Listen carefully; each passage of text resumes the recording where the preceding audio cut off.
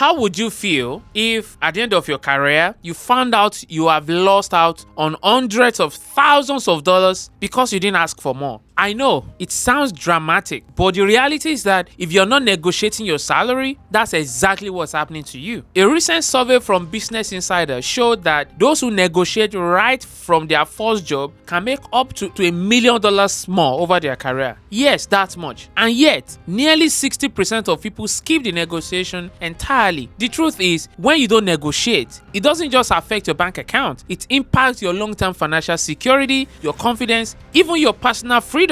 And honestly, salary negotiation isn't just reserved for bold or pushy types. It's a skill, one that anyone can master. That's why in this video, I'm going to show you the how of salary negotiation. We'll bring down the myth together, show you some proven tactics that have worked for me and my students, and then even cover the exact phrases you can use to get the raise or rate you deserve. So if you're tired of selling yourself short or just going with the flow, stay with me to the end. Trust me, what you're about to learn could be the difference between a comfortable life and an extraordinary one.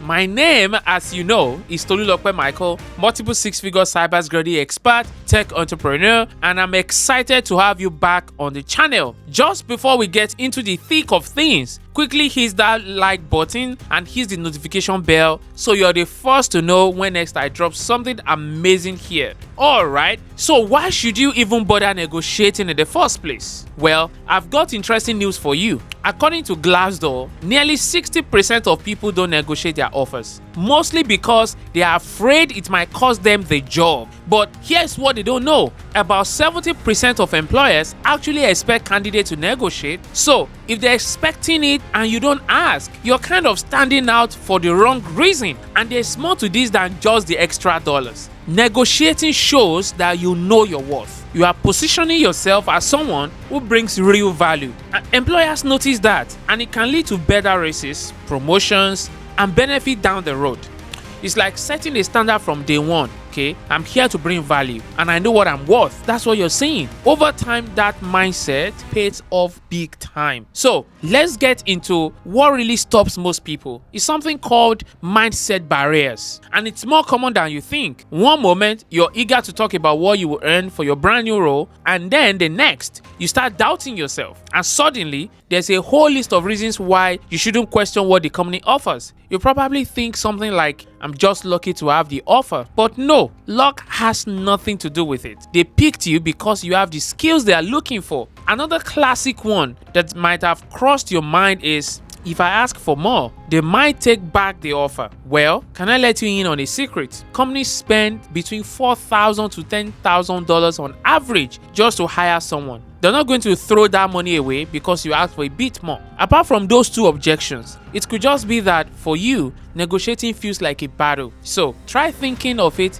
differently. Negotiation is more of a collaboration. You are both working to find a win-win. Overcoming these mental barriers is step one. And once you break through, you're ready to go in with confidence. Now, to recap, break through those mental blocks. You're not lucky, you are valuable. They want you, and negotiating is just good business. Got it? Good. Now let's talk strategy. Now, here is where it gets tactical. I want to give you some practical steps to use the next time you're face-to-face or on a call ready to negotiate. First, know your worth. And this is huge. And it's not about even self-perception. I mean, literally, know what you are worth in your industry. There's actually a study from PayScale showing that employees who research their market value are 50% more likely to succeed when they negotiate. So, check out sites like Glassdoor, LinkedIn Salary, or even industry reports to get a solid idea of the range for your role and experience. Then, when it's go time, you've got real data to back you up. Instead of saying something like, I was hoping for a little more, you can confidently say, from what I've researched, professionals in this field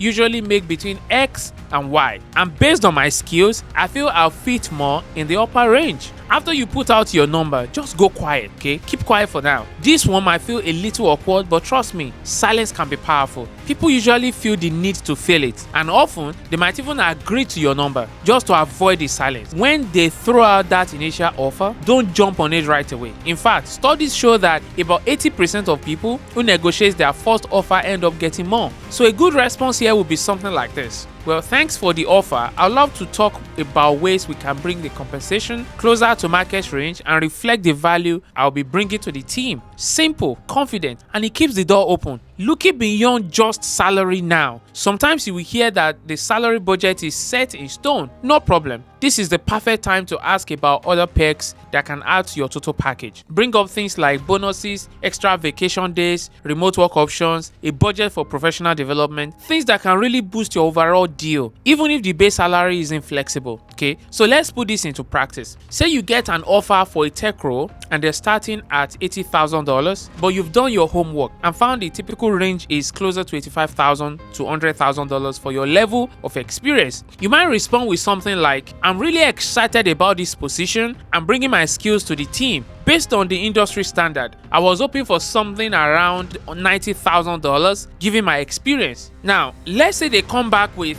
we can't go that high. How about $85,000? Now, here is where you hold your ground a bit and say things like this. Would you be open to adding a performance-based bonus after 6 months to help bring me closer to that $90,000 mark? With that statement, you are encouraging them to meet you higher. And if they agree to that bonus, you are effectively hitting your target. So what have we covered? Negotiating your salary isn't about being pushy. It's about understanding your worth and standing up for it. First, walk through those mental barriers. Remember, most companies expect negotiations, so don't feel awkward about it. Use industry research, counter their initial offer, and consider other benefits if the salary isn't flexible. The big takeaway here is salary negotiation has the potential to totally reshape your financial future, and every negotiation is a chance to get better at it. Alright guys, that's a wrap for today. If this helped you out, please don't forget to hit subscribe, and hey, if you want more tips on career growth, drop a comment below. Let's get a conversation going. What's your biggest fear when it comes to negotiating? Or if you've had a win negotiating before, share your tips with everyone here. And today I hope I'm leaving you better than I met you. I will see you in the next video. Bye for now.